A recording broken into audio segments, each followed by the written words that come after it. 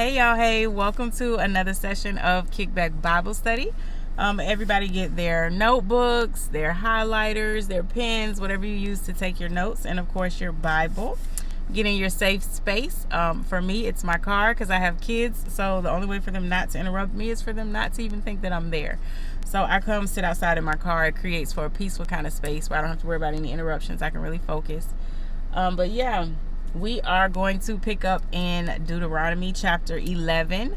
We're going to do 11 through 16. I really want to get all the way up to 27, but if I do that, I'll probably break it down into two different videos.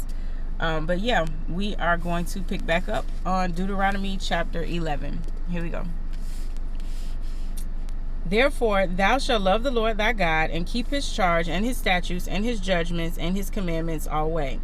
And know ye this day, for I speak not with your children, which have not known and which have not seen the chastisement of the Lord your God, his greatness, his mighty hand, and his stretched out arm, and his miracles and his acts which he did in the midst of Egypt unto Pharaoh the king of Egypt and to all his land. And what he did unto the army of Egypt, unto their horses and to their chariots, how he made the water of the Red Sea to overflow them as they pursued after you, and how the Lord hath destroyed them unto this day. And what he did unto you in the wilderness until ye came into the place, and what he did unto Dathan and Abram and the sons of Elab, the son of Reuben, how the earth opened her mouth and swallowed them up, and their households and their tents, and all the substance that was in their possession in the midst of all Israel. But your eyes have seen all the great acts of the Lord which he did. Therefore shall ye keep all the commandments which I command you this day, that ye may be strong and go in and possess the land, whither ye go to possess it.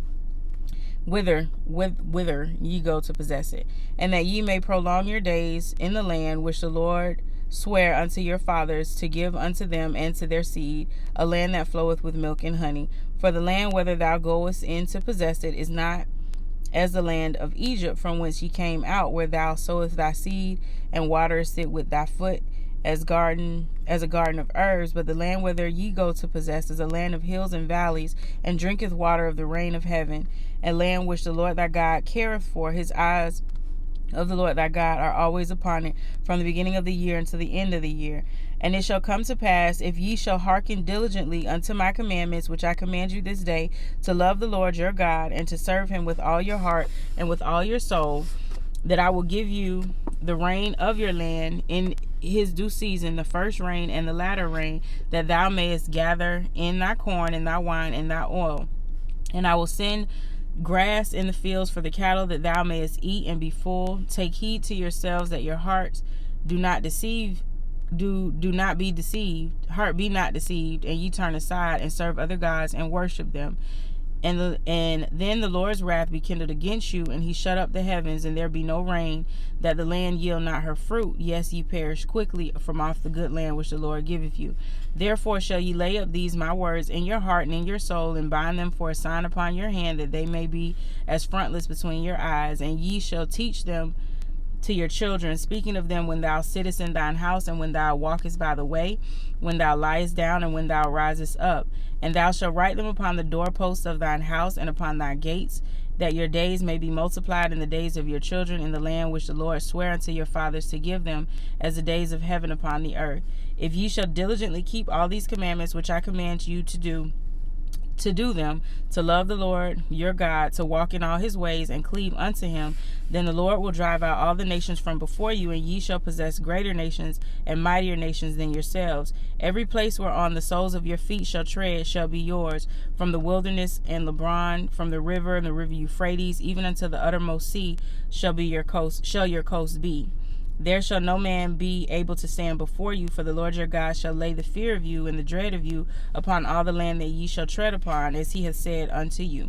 Behold, I set before you this day a blessing and a curse. A blessing if ye obey the commandments of the Lord your God, which I command you this day, and a curse if ye will not obey the commandments of the Lord your God, but turn aside out of the way which I command you this day, to go after other gods which ye have not known. And it shall come to pass, when the Lord thy God hath brought thee into the land whither thou goest to possess it, and thou shalt put the blessings upon Mount Gerizim, and the curse upon Mount Eblah. They are not on the other side Jordan, by the way where the sun goeth down, in the land of the Canaanites, which dwell in the campaign over against Gilgal, beside the plans of Moreh. For ye shall pass over Jordan to go and possess the land which the Lord your God hath giveth you, and ye shall possess it and dwell therein, and ye shall observe to do all the statutes and judgments I set before you this day. So that's Moses telling the people, hey, y'all live right when y'all go over here. And I think one of the verses that really sticks out, that kind of drives home the meaning of this particular chapter, is, behold, I set before you this day a blessing and a curse. A blessing if ye obey the commandments of the Lord your God, which I command you this day, and a curse if ye will not obey the commandments of the Lord your God and turn aside out of the way which I command you this day to go after other gods which ye have not known. That's 26 through 28, chapter 11. That really drives home, I think, the message of this chapter. He's just telling it to you plain, live like this and God gonna do this for you. Live like this, God gonna do this for you. Okay, chapter 12. These are the statutes and judgments which ye shall observe to do in the land which the Lord God of thy fathers giveth thee to possess it all the days that ye live upon the earth. Ye shall utterly destroy all the places wherein the nations which ye shall possess serve their gods, upon the high mountains and upon the hills and under every green tree. And ye shall overthrow their altars and break their pillars and burn their groves with fire. And ye shall hew down the graven images of their gods and destroy the names of them out of that place. Ye shall not do so unto the Lord your God, but unto the place where the Lord your God shall choose out of all of your tribes to put his name there, even unto his habitation shall ye seek, and thither thou shall come. And thither shall y'all bring your burnt offerings from your... So he's saying all they churches and all the gods and stuff that they worship and stuff like that, bring it down. And then the Lord is going to tell you where to set up God's temple. That's what that passage means. And thither ye shall bring your burnt offerings and your sacrifices and your tithes and your heave offerings and your hand and your vows and your freewill offerings and the firstlings of your herbs and of your flocks. And there ye shall eat before the Lord your God, and ye shall rejoice in all that ye put your hand unto, and your household wherein the Lord your God hath blessed thee. Ye shall not do after all the things that we do here this day, every man whatsoever is right in his own eyes. For ye are not as yet to come to the rest and to the inheritance which the Lord your God giveth you. But when you go over Jordan and dwell in the land which the Lord your God giveth you to inherit it, and when he giveth you rest from all your enemies round about, so that ye dwell in safety, then there shall be a place where the Lord your God shall choose to call his name to dwell therein. Thither shall ye bring all that I command to you, your burnt offerings, your sacrifices, your tithes, your heave offerings, your hand, and all your choice vows which ye vow unto the Lord.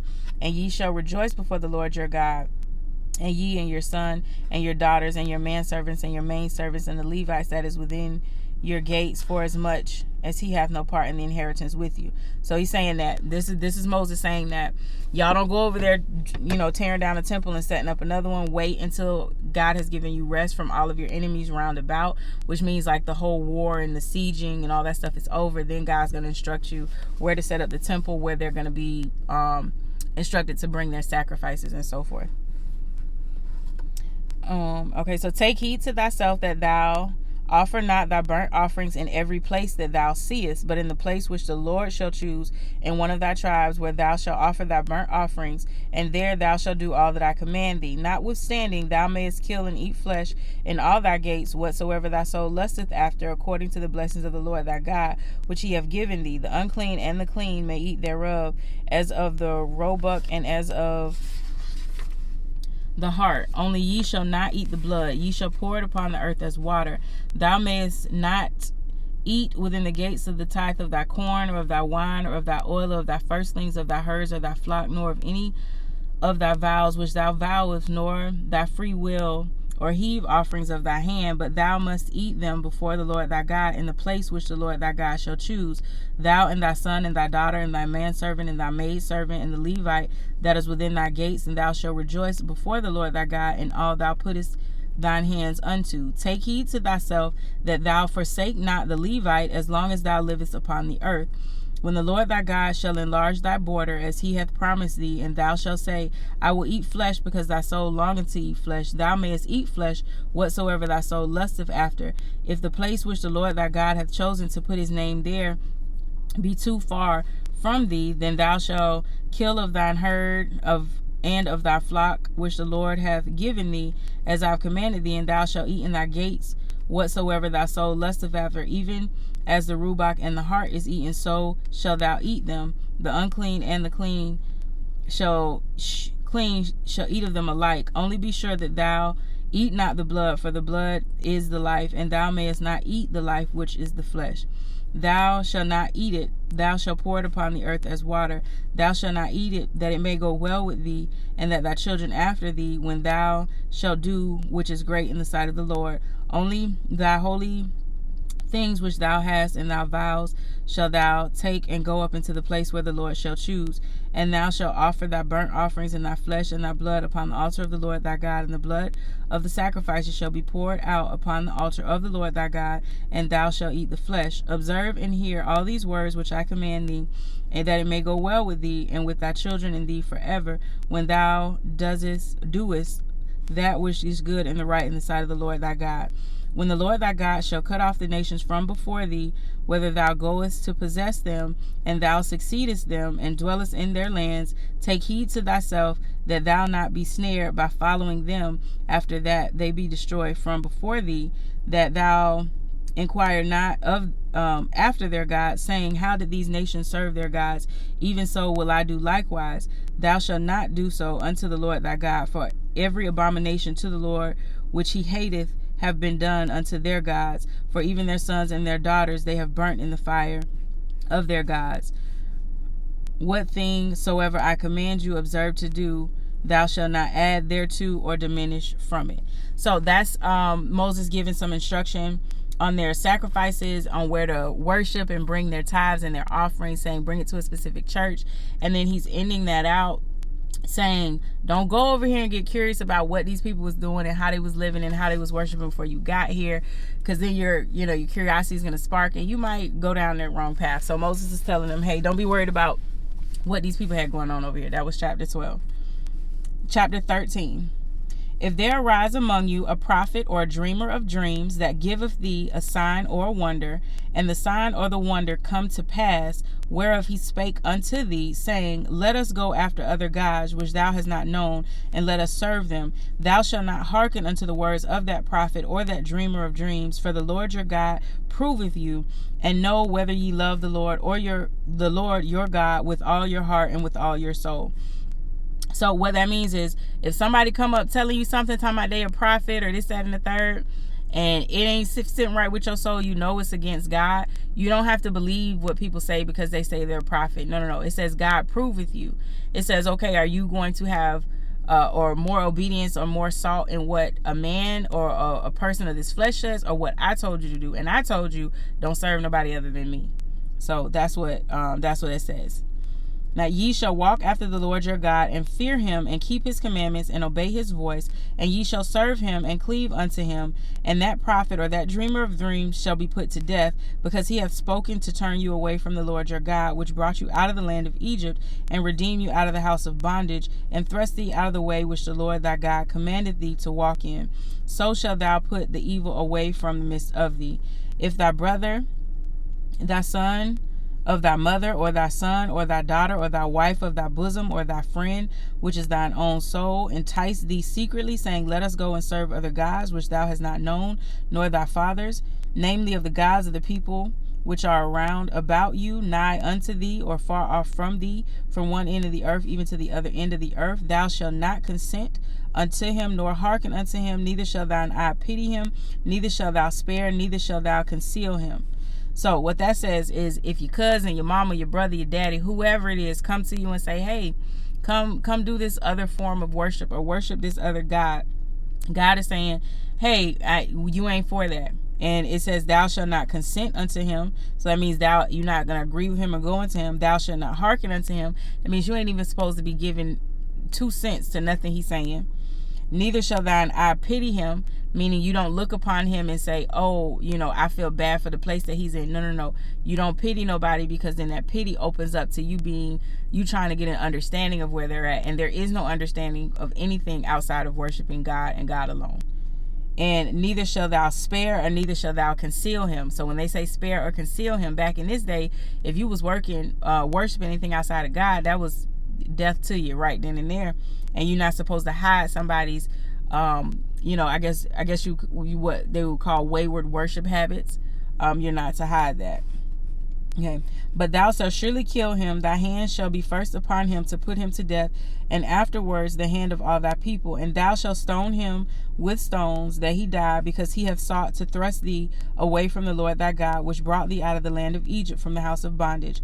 And all Israel shall hear and fear, and shall do no more any such wickedness as this among you. If thou shalt hear say in one of those cities which the Lord thy God hath given thee to dwell there, saying, certain men, the children of Baal, are going out from among you, and have withdrawn in inhabitations of their city, saying, let us go and serve other gods which ye have not known, then thou shalt inquire and make search and ask diligently, and behold, if it be truth and the certain things that such abomination is wrought among you, thou shalt surely smite the inhabitants of the city with the edge of the sword, destroying it utterly, and all that is therein, and the cattle thereof with the edge of the sword. And thou shalt gather all the spoil of it unto the midst of the street thereof, and it shall burn it with fire, burn with fire the city, and all the spoil thereof with, for the Lord thy God, and it shall be in heap forever, and shall not be built again. And there shall cleave not of the cursed thing in thine hand, and the Lord may turn from the fierceness of his anger, and show thee mercy, and have compassion upon thee, and multiply thee. And he hath sworn unto thy fathers, when thou shalt hearken to the voice of the Lord thy God, and keep all his commandments which I command this day, to do what is right in the eyes of the Lord thy God. That was the end of chapter 13. So he is a jealous God. The worshiping of other gods is no way, nowhere, no how permitted. Okay. Chapter 14.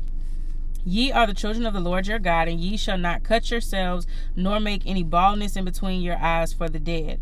For thou art an holy people unto the Lord thy God, and the Lord hath chosen thee to be a peculiar people unto himself above all the nations that are upon the earth.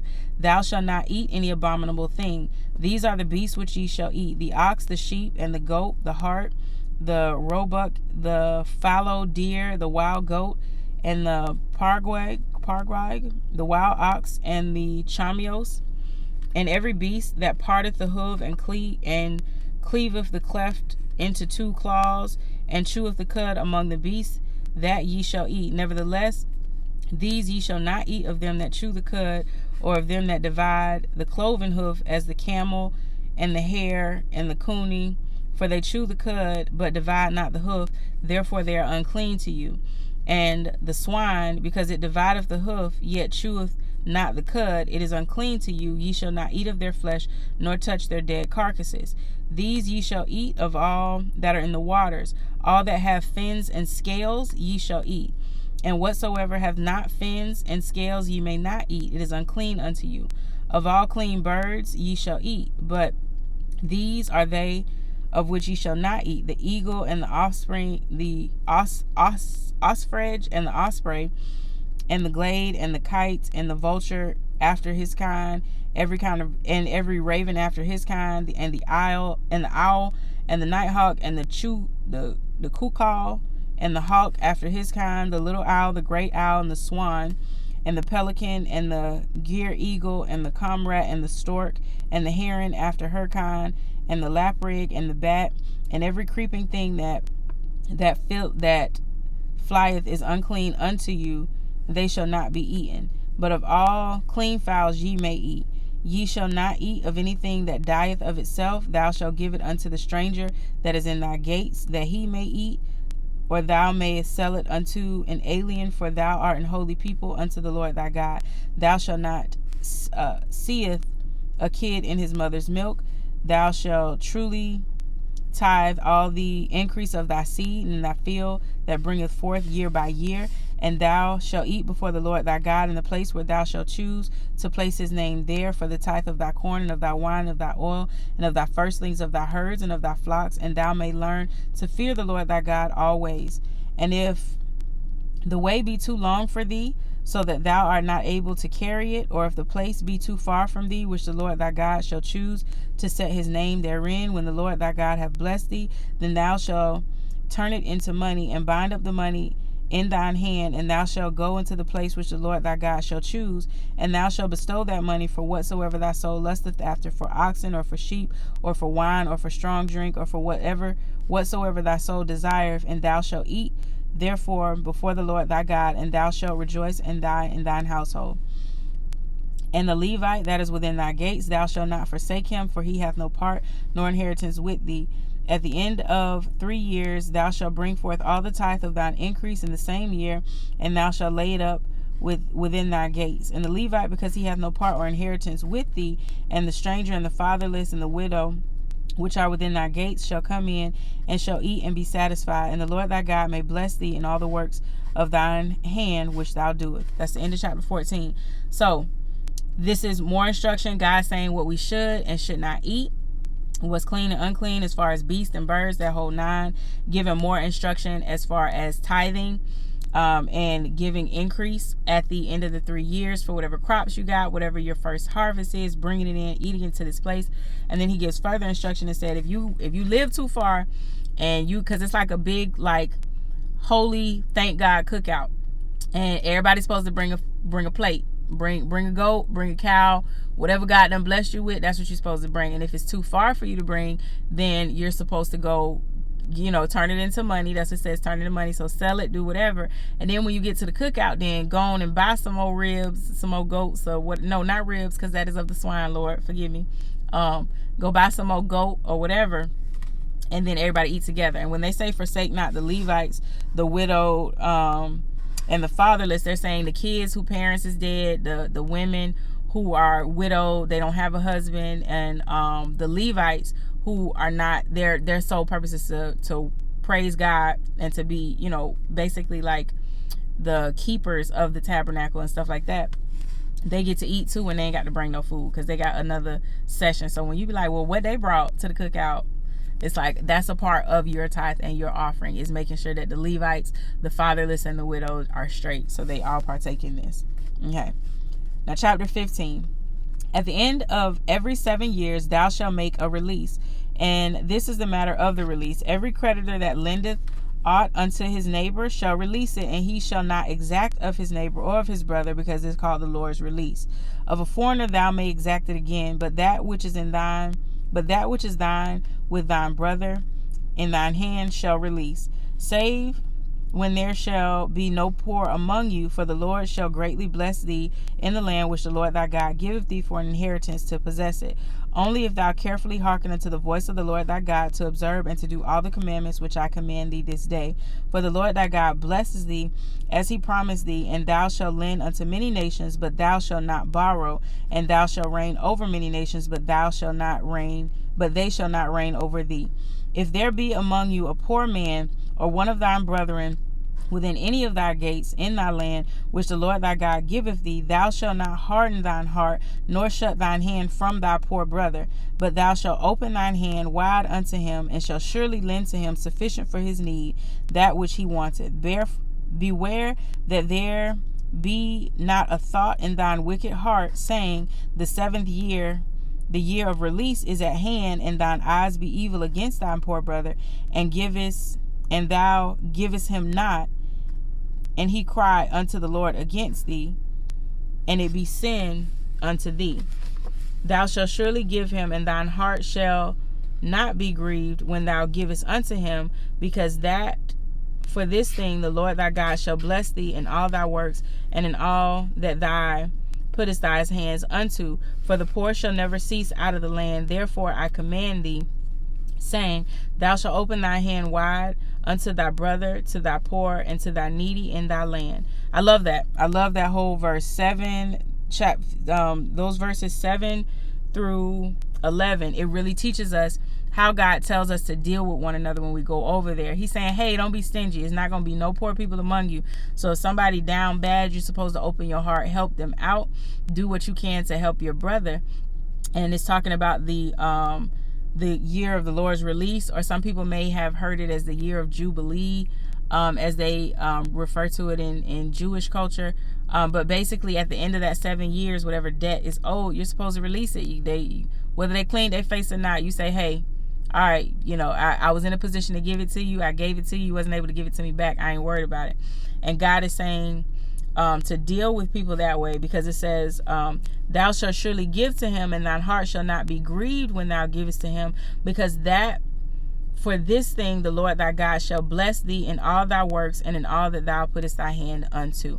So keep that notion. Stop being a crab. Stop being greedy. Like a lot of times I done felt like I done been ran up and through there by people because I have such a giving heart. But then I realized I'm also super blessed. And any L that I ever thought I took, I never did. Because whatever I would have lost by feeling like I gave to somebody, God restored to me tenfold. So it's never a bad thing to give. Don't ever don't be a crab. God is telling you, don't be a crab.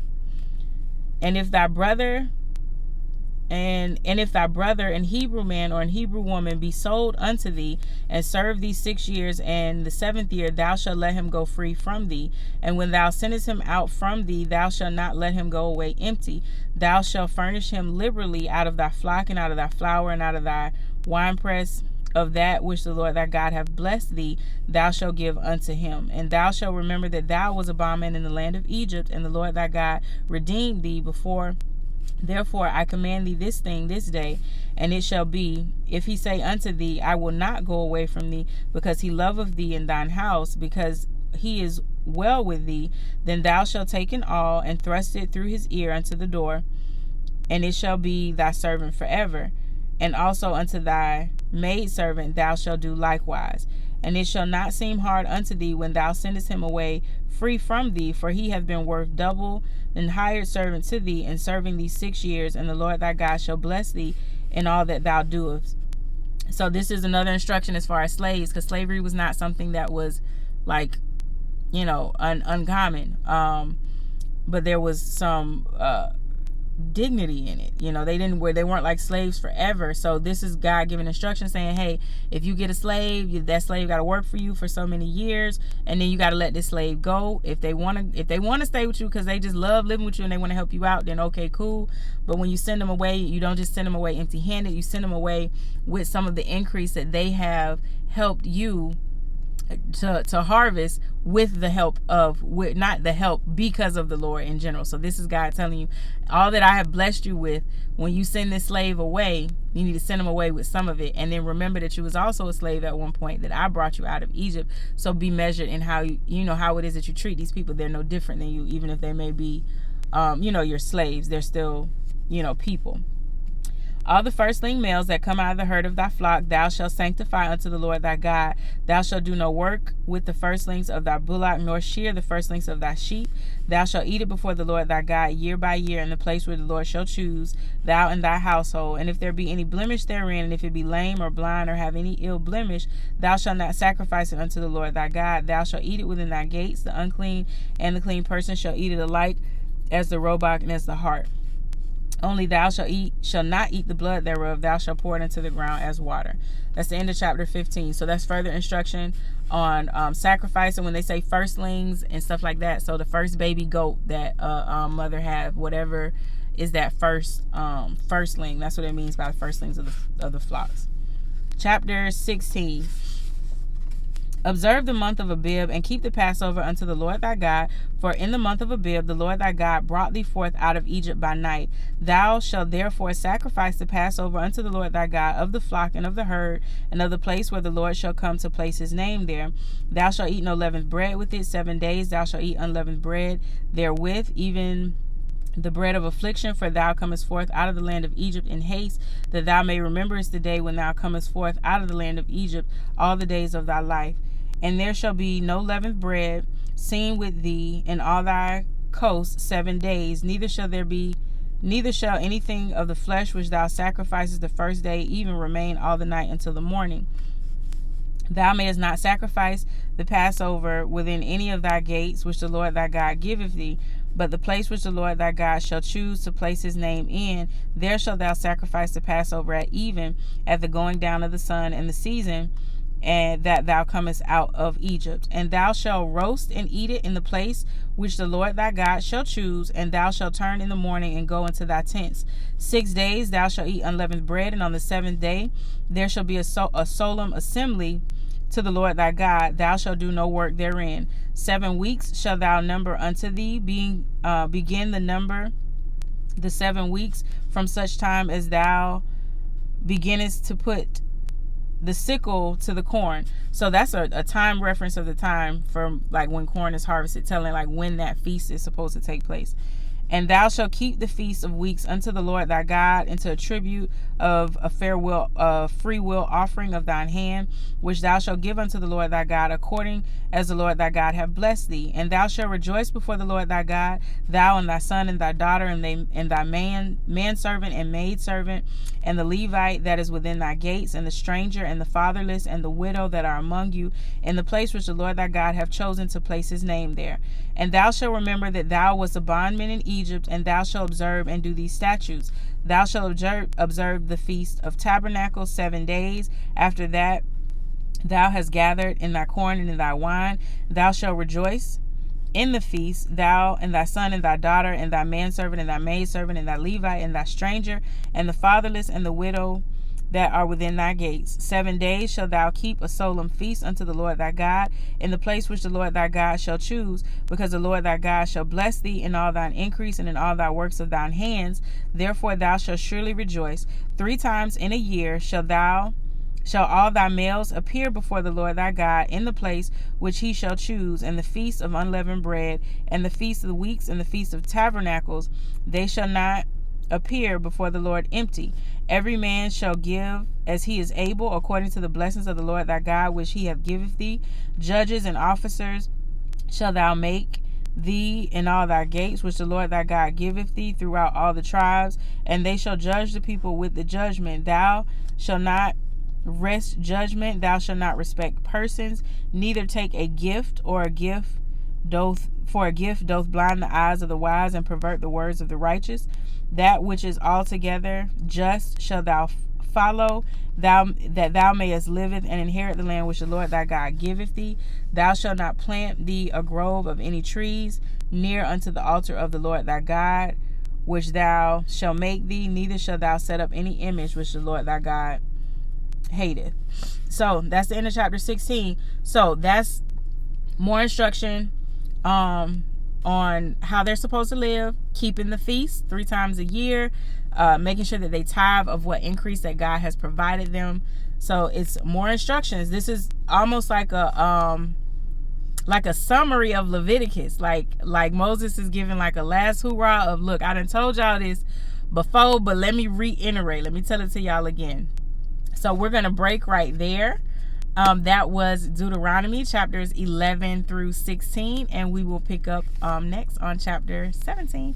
Thank y'all again for spending some time with me on KickBack Bible Study. I hope that your study habits have been improved and your relationship with God is being fortified with gaining knowledge of his word, and I will see y'all next time.